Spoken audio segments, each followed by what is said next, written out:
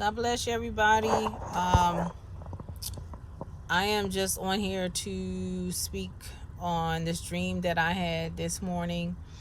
It was a very short dream, but what I was seeing was a pot, almost like a crock pot or something like that.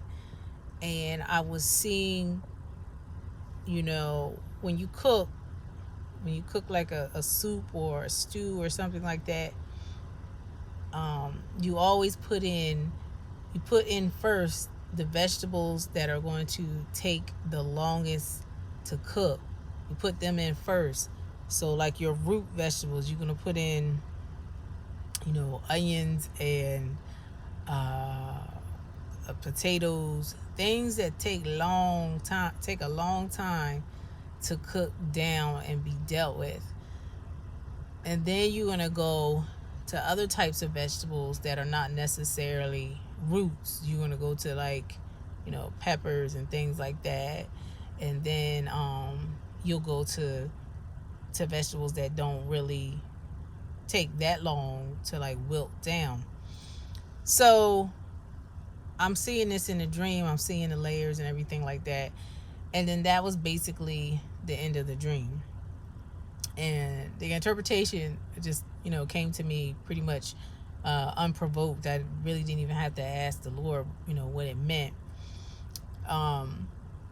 So basically what God is saying here is that there's somebody out there who feels like, there's so much going on with them, and you've heard, well, let go and let God, let him deal with it. And you feel like you have, given it over to God, but it seems like you don't understand why you still got issues going on. We all got issues at some point or whatever, but it just seemed like, like the previous video I made, and it just seems like nothing is moving. So, but God wanted me to tell this dream to illustrate why it seemed like nothing is going on. So when you make even a stir fry or a soup or something like that, you're not going to put in everything at once, because everything has different cooking times. So if you put in the root vegetables and everything else at the same time, you're going to have the onions not done, but yet the peppers are done, or not softened or whatever. And so what God is saying is that he is working on these things, but he can't work on them. He could, but he's not going to work on them all at once, because it would be just too much to handle and it wouldn't come out right.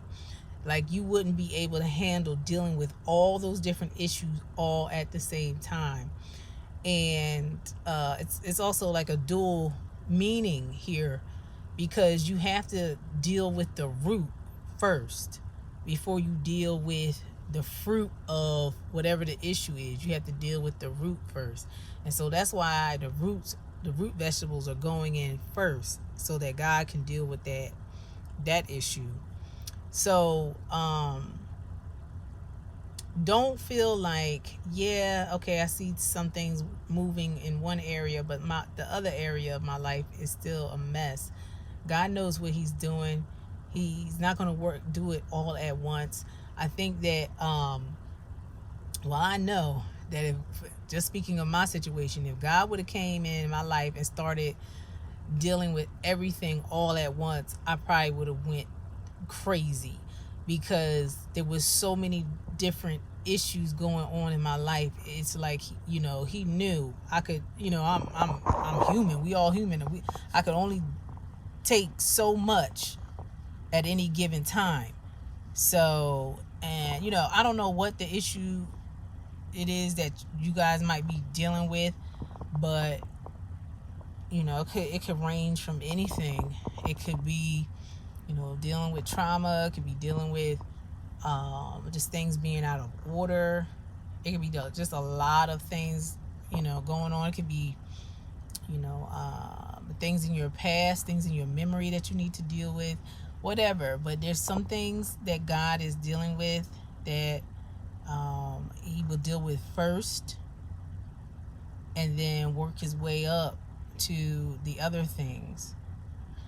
The other thing is that while I was pondering this dream, um, a story in the Bible came to my remembrance where Elisha had told one of the sons of the prophets to go make a soup, and the guy went out. He made the soup or whatever. He picked up vegetables in the, I guess, in the field or wherever, and he came across these gourds that nobody knew what they were, but he shredded them up, put them in the pot, and then served it to the rest of the sons of the prophets.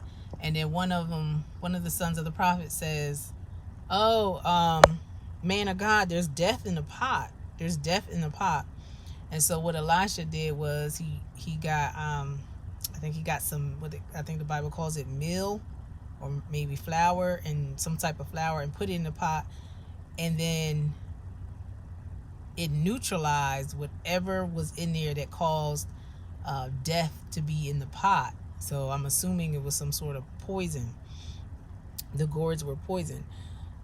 So, but it's the same way, because sometimes we try to get in there and cook our own soup, so to speak.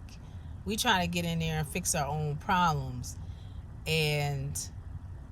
But God is saying there are some things that he is going to go ahead and neutralize for you. So there are some things that you may have started to put, in your pot to try to fix the situation or whatever it may be. But God is saying that he is going to go ahead and either give you the wisdom to neutralize some of the poison that you have, brought into your life. So,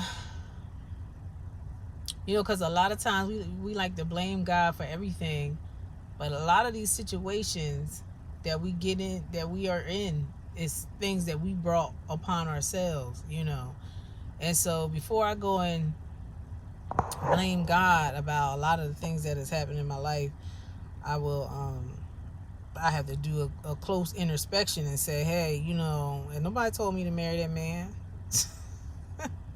Ain't nobody told me to go and, buy that car and I couldn't afford it. The hoopty that I had was enough. Like, why'd I go and buy that? And now I'm complaining about the payments, So, but even that, and even in all of that, God and his grace and mercy will still go ahead and neutralize the things that you have put in your own crock pot, So, but and I know that story in 2 Kings 4 about the death being in the pot. I've heard many different I've heard many different sermons on that. So, and I don't recall at the top of my head, I don't recall what they said it was about. But that's the way it came to me, And you can read a scripture and it can have multiple meanings. So, but all right, guys, I love you, and until we meet again.